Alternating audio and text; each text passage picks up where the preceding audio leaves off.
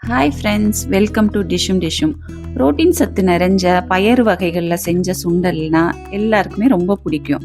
அதுவும் நவதானியத்தில் செஞ்ச சுண்டல்னா கேட்கவா வேணும்? வாங்க இதை இப்போ எப்படி செய்கிறதுன்னு பார்க்கலாம்.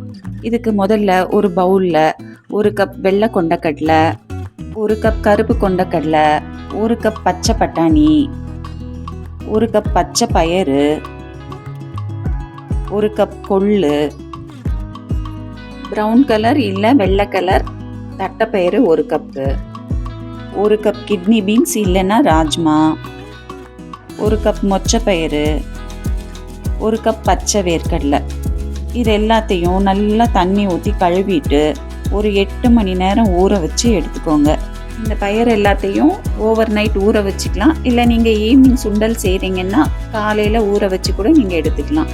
நான் இதை காலையில் ஒரு 8 மணிக்கு தான் ஊற வச்சேன். இப்போ மணி ஒரு 4-5 கிட்ட ஆக போகுது. பாருங்கள், இப்போ எடுத்து பார்க்குறேன். ஒரு 8 மணி நேரம் ஆயிடுச்சு. பயிர் நல்லாவே ஊறிடுச்சு. இப்போ இதில் இருக்கிற தண்ணியெல்லாம் நல்லா வடிச்சிட்டு ஒரு குக்கரில் இந்த பயிரெல்லாம் சேர்த்துக்கோங்க. கொஞ்சம் வேக வைக்கிறதுக்கு தேவையான அளவு தண்ணி ஊற்றிட்டு ஒரு 1/2 டேபிள் ஸ்பூன் உப்பு போட்டு ஒரு 3 விசில் வரைக்கும் நல்லா வேக வச்சு எடுத்துக்கலாம்.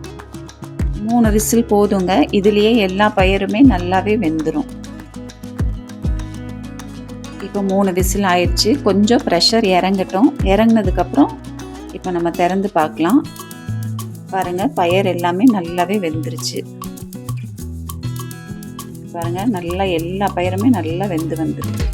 இப்போ ஒரு பேனில் ஒரு 2 டேபிள் ஸ்பூன் எண்ணெய் ஊற்றிக்கலாம். ஒரு 1/2 டேபிள் ஸ்பூன் கடுகு, 1/2 டேபிள் ஸ்பூன் ஜீரகம், கொஞ்சம் பொடியாக நறுக்கின இஞ்சி, பொடியாக நறுக்கின பச்சை மிளகா 1, 2 வரமிளகா, கொஞ்சமாக கருவேப்பிலை, பொடியாக நறுக்கின வெங்காயம் 1.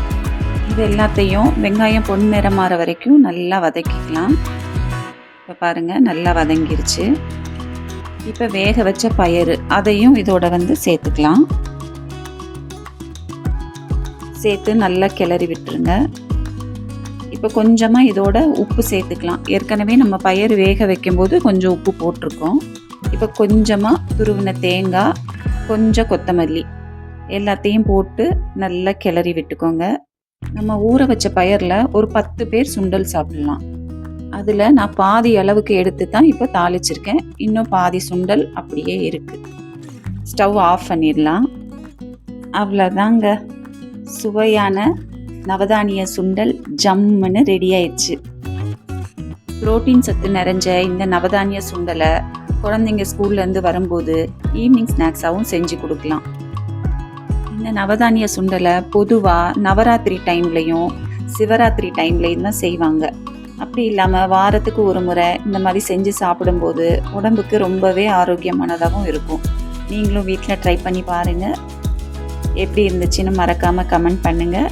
டிஷ்ஷும் சேனலுக்கு சப்ஸ்கிரைப் பண்ணுங்கள். தேங்க்யூ.